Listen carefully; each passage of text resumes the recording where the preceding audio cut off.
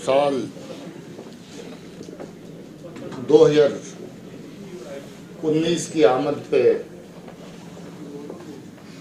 हम अपने सब मीडिया फ्रेटर्निटी को, मीडिया दोस्तों को मुबारकबाद पेश करते हैं और जो साल गुजर गया है 2018, उसके बारे में चर्चा करते हुए मैं ये कहना चाहूँगा कि हमारे कश्मीर के कॉन्टेक्स्ट में ये साल थोड़ा सुखद मगर साथ साथ दुखदाई भी रहा। बहुत सारी अच्छी चीज़ें हुई, बावजूद तल्ख हालात के साउथ कश्मीर के बच्चों ने बेहतरीन रिजल्ट हासिल किया। बावजूद regular law and order engagements के जम्मू कश्मीर पुलिस और इसके साथ काम करने वाली जो फोर्सेस हैं, उन्होंने लॉ एंड ऑर्डर की मैनेजमेंट बहुत एफिशिएंटली करी और लॉ एंड ऑर्डर की एंगेजमेंट के दौरान खुद तकलीफ झेलते हुए भी सिविलियन साइड के ऊपर किसी भी तरह का कोई नुकसान जानी जो है वो नहीं होने दिया। जहां पर रिक्रूटमेंट्स का सिलसिला चला, 5 बटालियन नई तैयार हुई। इस वक्त जो फायर सर्विस की ट्रेनिंग हमने करी, लगभग 1000 के करीब वैकेंसी वहाँ पर है और हुमा के बड़ी तादाद में उसमें जो बच्चों ने, यूथ ने हिस्सा लिया। और इंटरेस्टिंग बात यह है कि जिस दिन पूरे कश्मीर के बंद की काल दे रखी थी, उस दिन हर कोने से कश्मीर के 100% बच्चे जहां पर रिटन एग्जाम देने के लिए फायर सर्विस का आए, जो इंडिकेटर है कि हमारे यूथ में, हमारे बच्चों में अभी भी अपने कैरियर को लेकर के चिंता है, जो आपके मेरे लिए सुखद बात है, जिसकी हम तारीफ करते हैं, इस जज्बे की, स्पिरिट की। इसके साथ साथ पुलिस और अवाम के बीच में रिश्ता बेहतर करने के लिए जो हमारी एक्टिविटीज़ डिस्ट्रिक्ट और थाना लेवल और रेंज लेवल की सतह पे रहती हैं, बहुत बड़ी तादाद में एक्टिविटीज़ ऑर्गेनाइज हुई, चाहे वो स्पोर्ट्स के फील्ड में थी, कल्चर के फील्ड में थी, एजुकेशनल टूर्स के फील्ड में थी। और एक आध बार मुझे भी मौका मिला जहां पर बच्चों के टूर को आउटसाइड स्टेट रवाना करने का, और मुझे उनको मिल करके बहुत अच्छा लगा। बच्चों के अंदर सीखने की चाह, कश्मीर के बाहर हालात को देखने की इच्छा बड़ी प्रबल थी और मुझे वो देख करके बहुत अच्छा लगा। स्पोर्ट्स में हमारे बच्चों ने बहुत नुमायां कारकर्दगी कश्मीर से बाहर जा कर के नेशनल सतह के ऊपर दिखाई। ये बहुत अच्छी बात है। इस हालात में भी बच्चे अपने कैरियर के लिए जद्दोजहद कर रहे हैं। कुल मिलाकर के 18 में हालात लॉ एंड ऑर्डर के फ्रंट पे अच्छे रहे,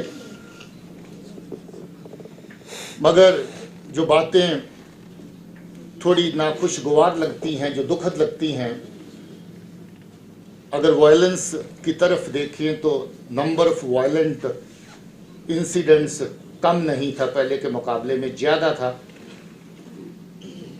और जो ज़्यादा इसलिए था कि जो हमारी सरहद पार से मुल्क की कोशिश है कि जहाँ का नौजवान, जहाँ का अवाम अमन से ना बैठ सके, वो कोशिश भरपूर जारी रही।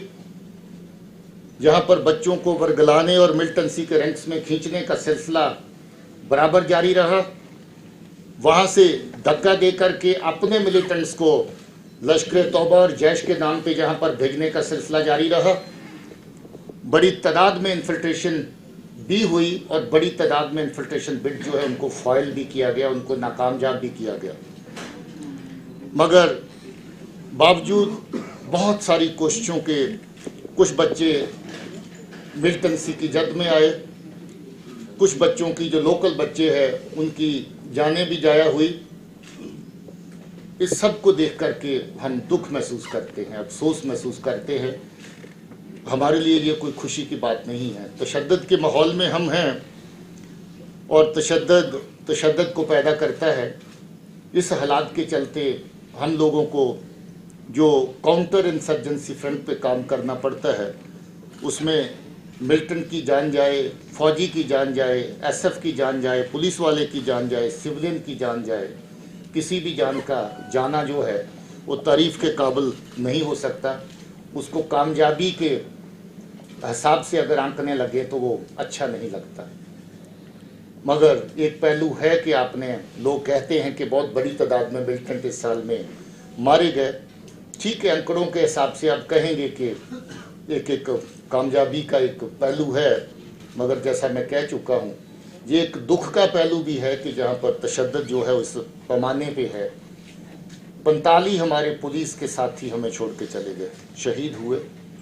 कुछ लोगों को मिलिटेंट्स ने घरों से निकाल करके मारा, घरों के अंदर घुस के मारा, किडनैप करके मारा। और बड़े कम लोग हैं जो इनकाउंटर्स और ऑपरेशन के दौरान हमारे पुलिस के साथी मारे गए।